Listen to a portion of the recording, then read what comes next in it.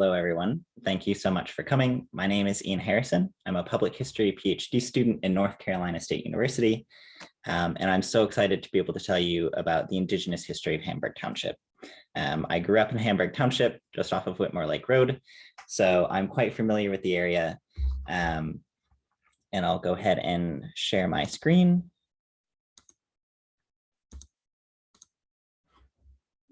And so what we'll do is I'll just very quickly go through a bit of the background of the project, talk about the people who lived here, and then quickly survey through some of the major historical periods, including the first settlement of North America and the Great Lakes through the arrival of Europeans, the eventual American Revolution, and then ultimately the period of forced removal, and then give you a glimpse into modern times. But first, the idea of the project was to fill gaps in the historical record by assembling a corpus of research and information about the Native American and Indigenous residents of this area, of which there really isn't a lot of literature on. There's a decent amount of academic literature on sort of Michigan Native Americans, Great Lakes Native Americans, but few of these center in any real local historical way to give detail about the people who lived here, the people who lived in this area. And so the hope for this research project, working with Pat Mayer, was that we would be able to find out about the people who lived in this area to the best of our ability, and that we would be able to then make this research available as best we could to that community and disperse it as far as we could. And so we did that by taking all of the research and then turning it into a report, which will live in the library of the museum and be accessible for anybody who's looking into the Native American inhabitants of this area. But as well as turning that into a museum exhibit, trying to condense that information into something that people can come in and see, as well as K through 12 educational materials, lesson plan handouts that we can send to the local schools, so that they'll have something that they can talk about and use to educate local students about the Indigenous history of the place they live. So, and the second sort of reason why we set out to do this project in particular was to address issues in the accounts of previous historians.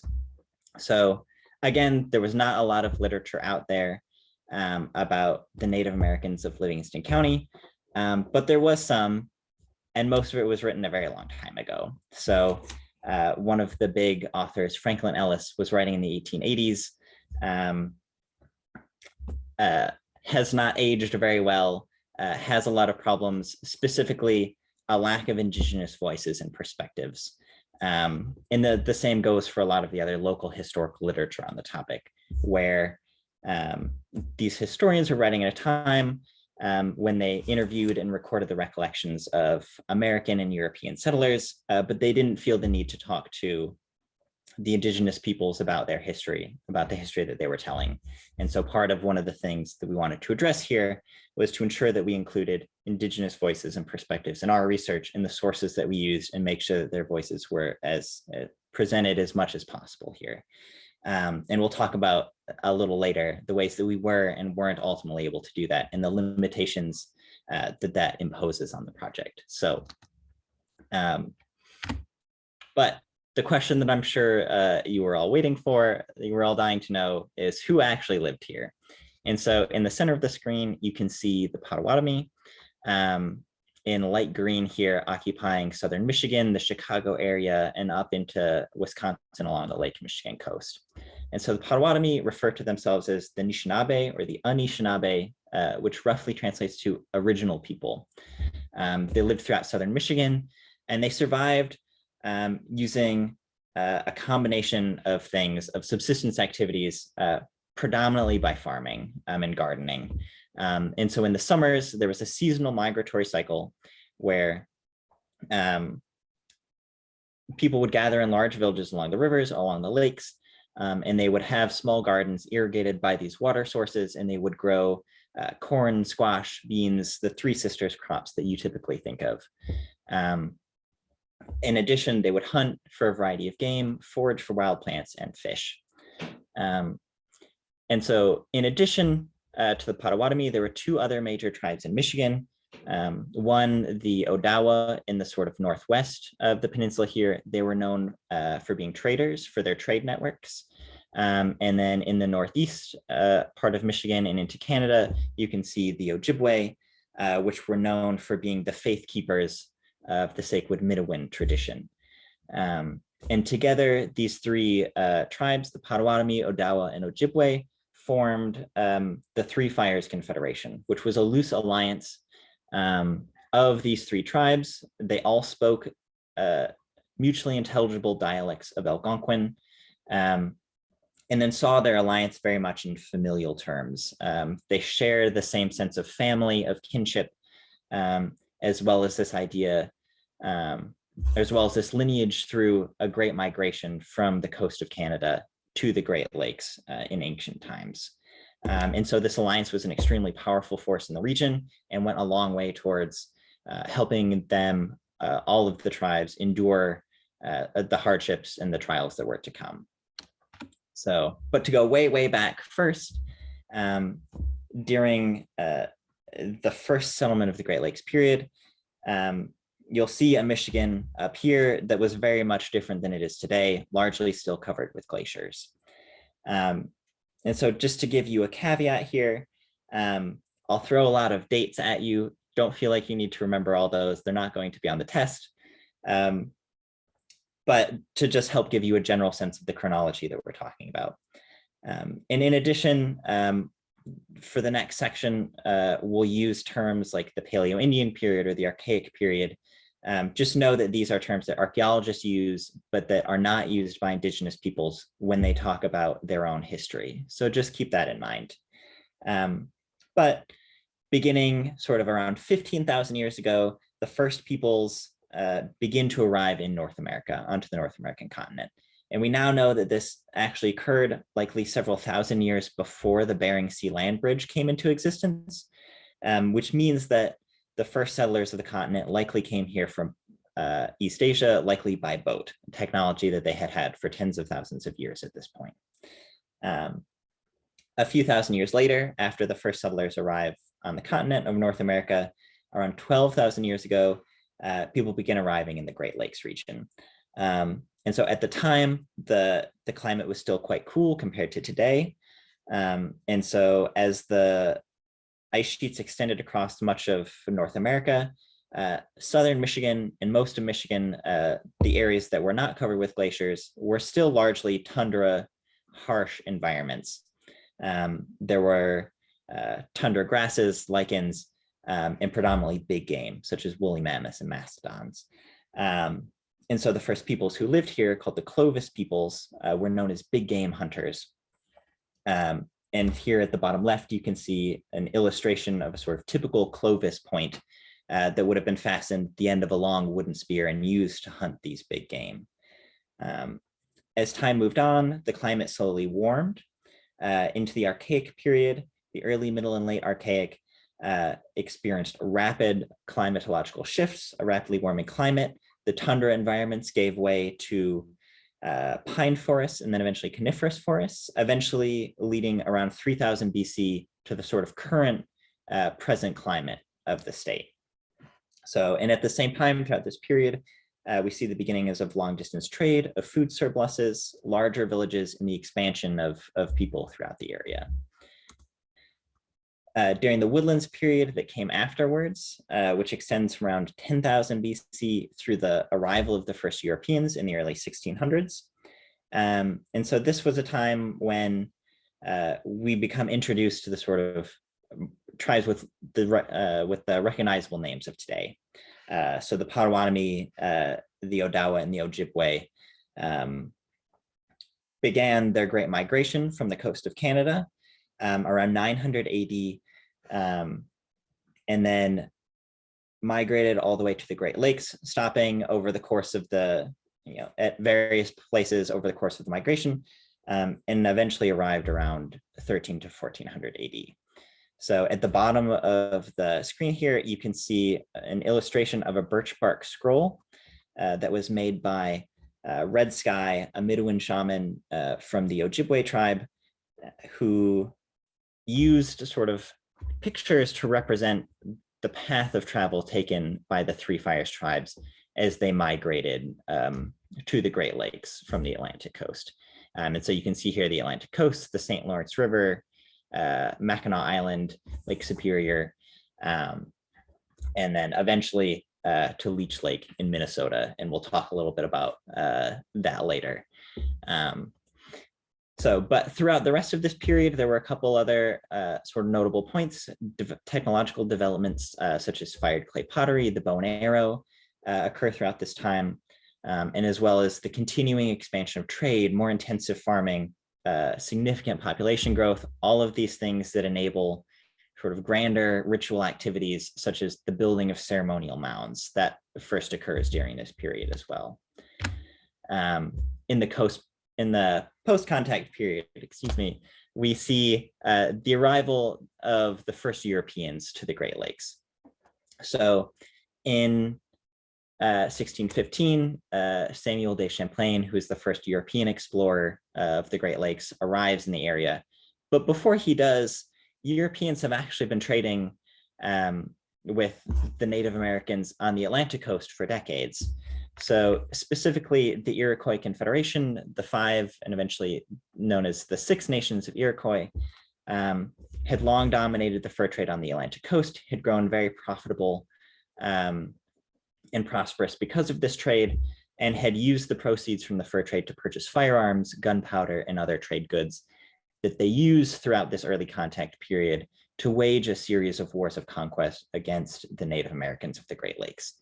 And so what we see here through this period are Iroquois armies armed with firearms raiding into the Great Lakes and slowly forcing the Three Fires tribes further west because the Three Fires didn't have firearms.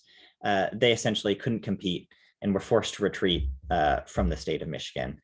And you can see here how the Potawatomi have moved further west into Wisconsin.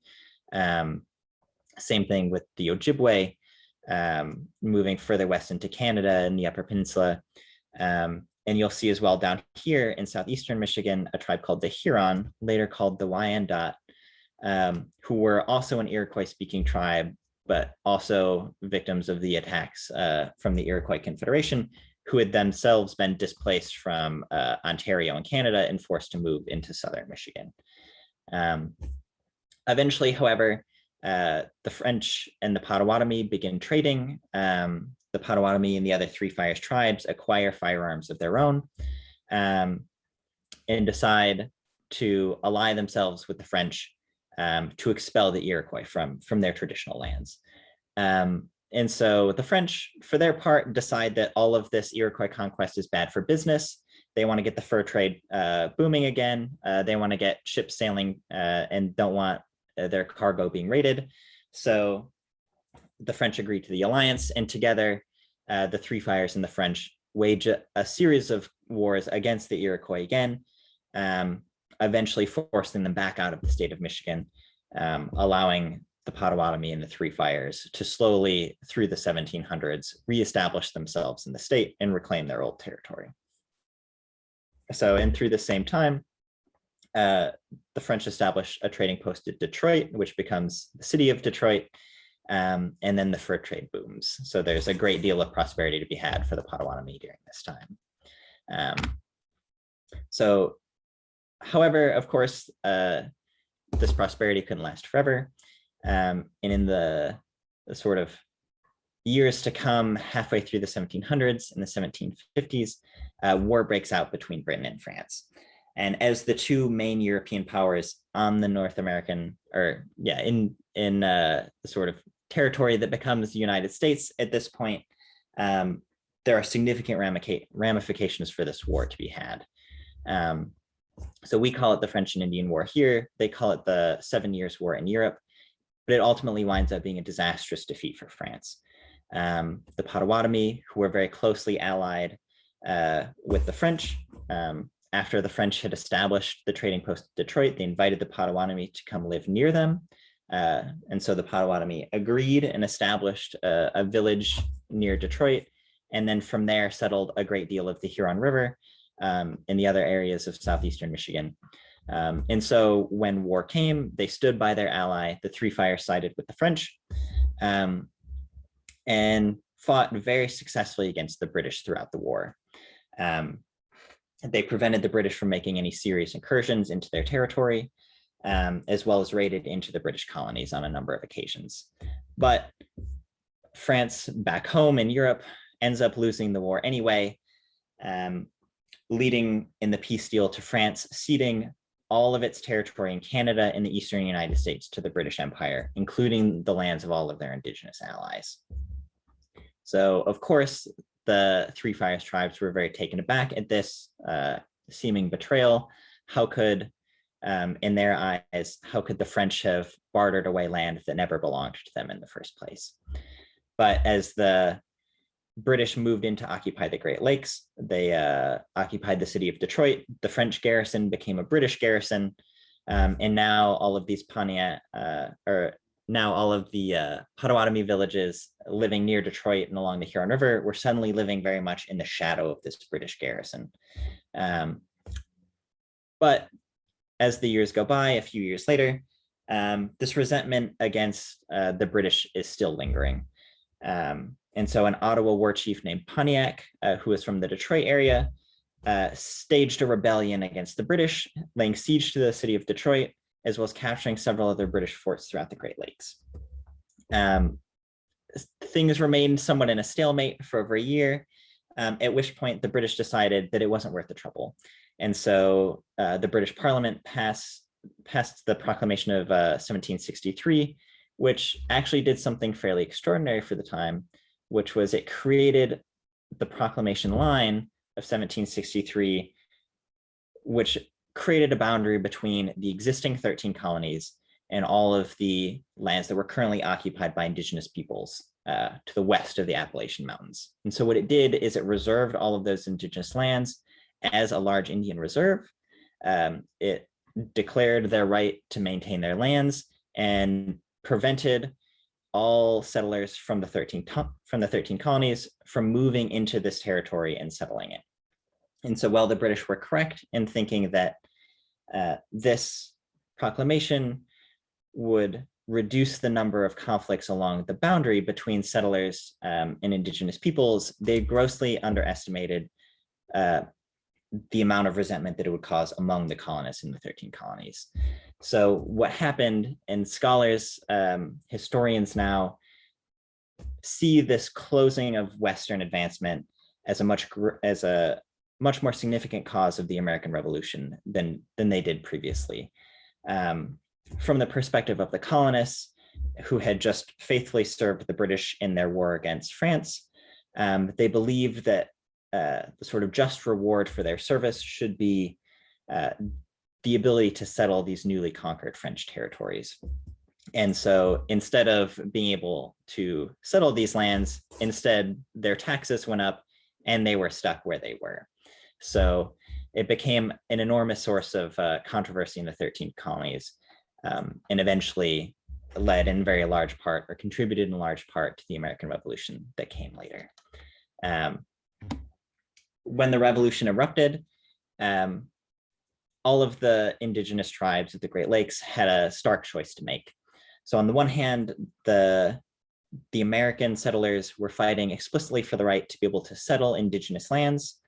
And while not many people had much love for the British, they recognized that the British did at least guarantee the right to their territory.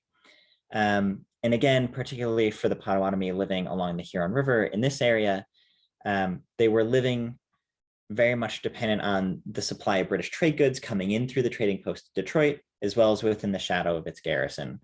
And so, particularly for those living in southeastern Michigan, there was a great deal of incentive to side with the British in this war, which the Three Fires did. Again, they successfully defended their territory throughout the war. The Americans never made any serious incursion. And at one point, Potawatomi joined an army of Three Fires tribesmen, and raided into Kentucky, successfully defeating an army led by Daniel Boone. Oh, however, despite their success, Great Britain still lost the war, and in the subsequent peace deal, they ceded everything east of the Mississippi River, including Michigan, to the new United States of America. So interestingly, though, one of the earliest proclamations of the new Congress was to uphold the 1763 boundary line. So, but unlike the British, they did not garrison any points along the boundary, effectively allowing settlers to freely pour into indigenous lands. And so after the American Revolution ends, there's quickly thereafter a flood of illegal American settlers moving into indigenous lands in Ohio and Kentucky. And that becomes very quickly a great source of tension and conflict.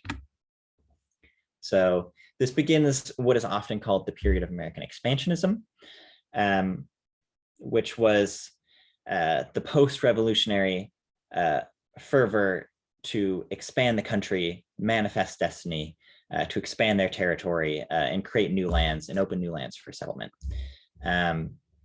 So as settlers are flooding into Ohio and Kentucky, the Potawatomi from Southeast Michigan, as well as other Three Fires tribes, send warriors to join what's called the Red Confederacy, which was a sort of pan-Indian, pan-Native American coalition designed to help defend indigenous lands from these American incursions. And so, unlike their earlier military successes, however, the Red Confederacy was defeated in battle by an army led by Anthony Wayne of US federal troops in 1795, which ultimately throws a wrench in their plans and leads to the peace treaty, the Treaty of Greenville, later that year. So at the peace conference, a local chief from the Huron River, a man named Okia, which roughly translates to Bay, gave a speech aimed or given both to the congregation of people assembled there, as well as to then Commander-in-Chief of the US, George Washington. And in the speech, he calls for a lasting peace between their two peoples, the hope to be able to live in harmony. And I've highlighted just one line here. I won't read the whole thing, but he says that he was determined to bury the hatchet so deep and so secret that it would never again be found.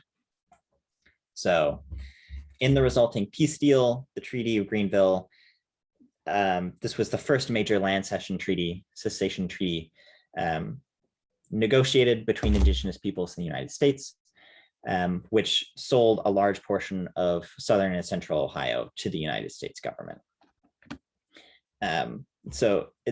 As this begins the sort of swing of treaties, in the early 1800s, there's a very aggressive push by the US federal government to make land treaties with Native peoples and to purchase out their lands and make way for American settlement.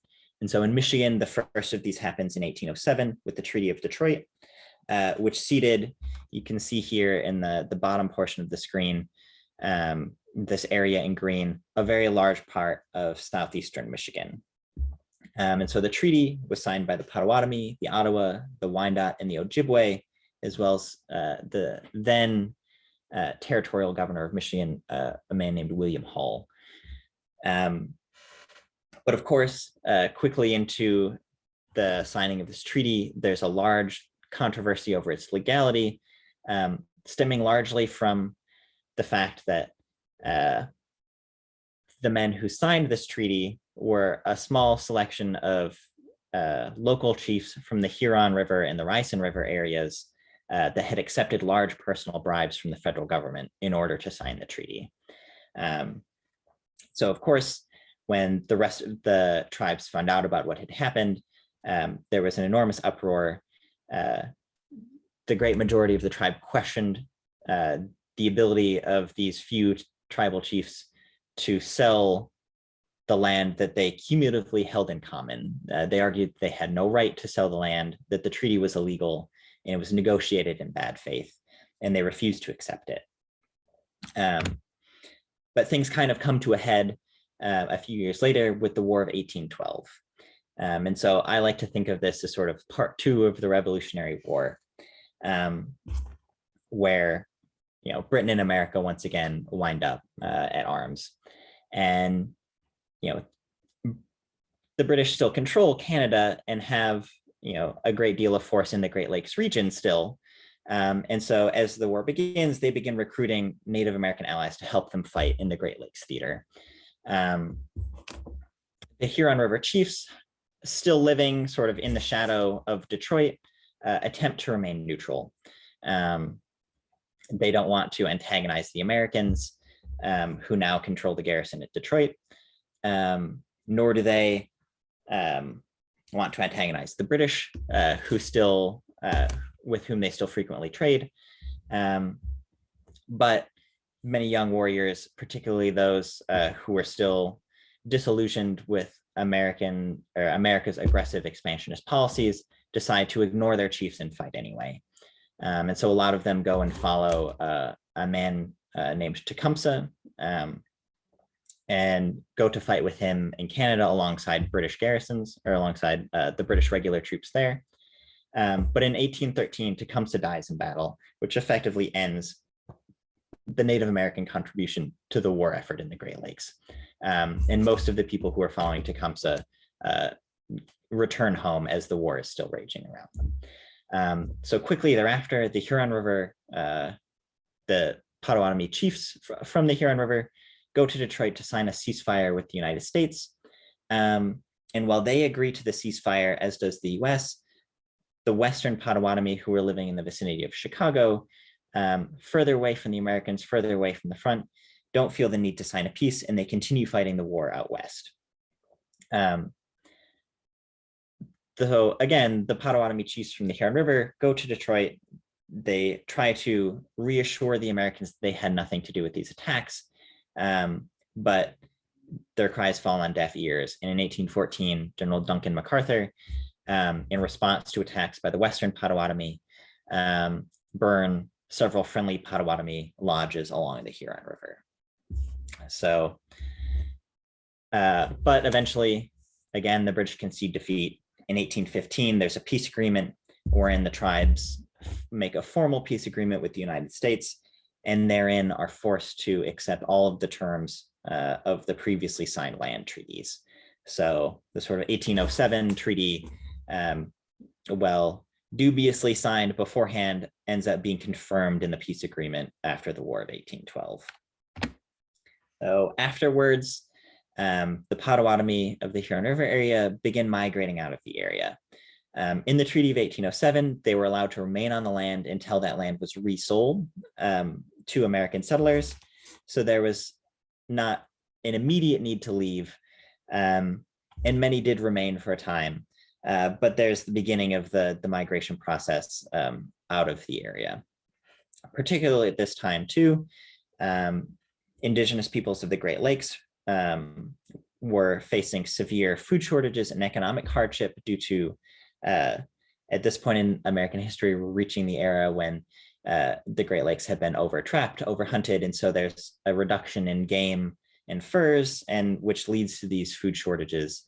And when pressed to make a livelihood, these tribes are forced to sell additional land to the U.S. government in order to get the currency and trade goods that they needed to survive.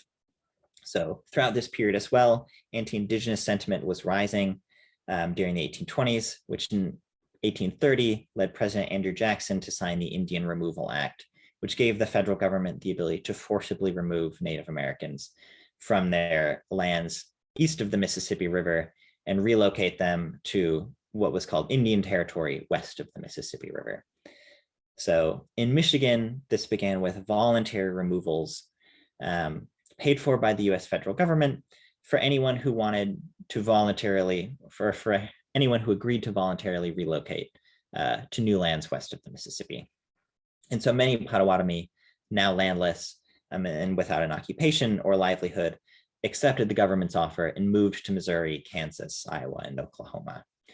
And just to note as well, what's happening during this time, 1831 is when the first American settlers first arrived in Hamburg Township. So eventually, however, by the end of the decade, the voluntary removals ceased to be voluntary and became forced removals. In 1840, General Hugh Brady, whose portrait you see here on the left, assembled an army of federal troops and Michigan volunteers and scoured southern Michigan, searching for any Native Americans that he could find and arresting them. Ultimately, Brady arrested 440 Potawatomi and detained them in Marshall, Michigan, where they awaited deportation to Kansas. So estimates suggest, however, that as many as 2,000 more escaped to Canada and northern Michigan to escape removal. And I've just included a quote here from a man who lived in Howell at the time, Joseph Skilbeck, who recalled seeing, quote, like helpless exiles driven by soldiers, like cattle through the main street of the village and herded temporarily for rest upon the old public square. So in reference to the hundreds of Native Americans he saw being forcibly marched through his town. However, after the forced removals of the early 1840s, the state quickly finds that the policy of removal was ineffective. Afterwards, a number of Native Americans returned to their lands in southern Michigan in the Huron River area. Those who escaped removal in the first place slowly trickle back in. And there's an increasing population of now landless Potawatomi living in southern Michigan. In 1848, the state takes notice of this, and they create the first 168 acre reservation near Athens, Michigan, for all of those landless Potawatomi. As well as a few years later, they created a much larger reservation, the Isabella Reservation in Mount Pleasant, for the Saginaw Ojibwe people. Some of the early histories that we have as well talk about how some of these individuals who lingered in the area or who remained in the area afterwards. You know, a man such as Old Chickaw, Togue, Neome, Old Portabeak. Unfortunately, the information that we have about these individuals is very thin, very scarce, but you know, there are some recollections of the early settlers who were living in this area, of people who are of Native American individuals who remained. So for those who went to the reservations, life was not necessarily much better. The reservations often hosted Indian boarding schools, which were commonly run by Christian missions and sought to sort of erase the traditional language, culture, beliefs of their Native American students, and replace them with sort of Christian American values. And so the sort of next 150 years is really marked by this period of forced assimilation, of cultural loss and cultural destruction. And here on the right, you can see a photo of the Indian Industrial Boarding School at the Mount Pleasant Isabella Reservation. So the last of these Indian boarding schools didn't close until 1983. It was the Harbor Springs Boarding School. And so a great many people alive today still remember the experience of going through school there and the abuse that they suffered in the boarding school system. So, but today, on a much brighter note, there are 7 bands of Potawatomi in the US, of which 4 are in Michigan. And there are another 3 bands of Potawatomi in Canada. And each of these different bands continues to support an array of tribal museums, cultural centers, language revitalization programs, powwows, and other activities to help restore the culture that was lost or damaged during these eras of assimilation. And so, you know, in conclusion, hopefully you can see that this is that the history of the Indigenous peoples of Michigan and of the Huron River is very much one of adaptability and survival and endurance and resilience, and that you know, they have played a deeply important role in the history of the Great Lakes region, in the history of the United States, and as difficult as it can be sometimes to face these challenging aspects of history, you know, it's just so important, you know, for historians, museums, and communities alike to sort of face these difficult aspects of the past, to, you know, to be able to meet them head on and learn about them and educate our people about them. so that we can understand the truth of the past. And so hopefully the goal of this project at least was to look into the local Indigenous history of this area, and hopefully sort of the information we've gained, the documents, the outreach that we've been able to do will hopefully help to bring the fascinating aspects of this history to light, and to help incorporate that into the more general community history and local history that we teach, and that will make it part of our community. So a few limitations really quickly.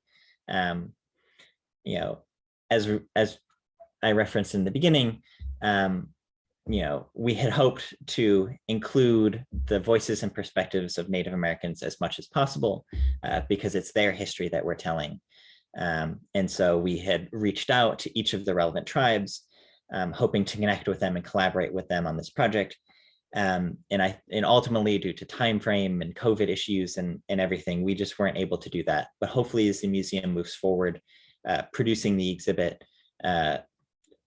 building the panels and putting everything in place, that they can hopefully continue with this and continue engaging with the tribes and collaborating with them, and making their voices heard, both in the the history that we teach in the report, in the educational materials, but as well as the exhibit itself. And so, otherwise, this whole thing was produced over the course of 6 weeks this past summer. So still limitations with time frame and access to archives. And one thing that we really had hoped to do was to crowdsource some archaeological data from the local community about places that people have found arrowheads or other archaeological remains, that we could hopefully plot and then get a better sense of the archaeological materials in this area. So in the future, I think that would be a great avenue of research if anybody is there to pick up the mantle. So otherwise, thank you so much for coming, and I will gladly field any questions.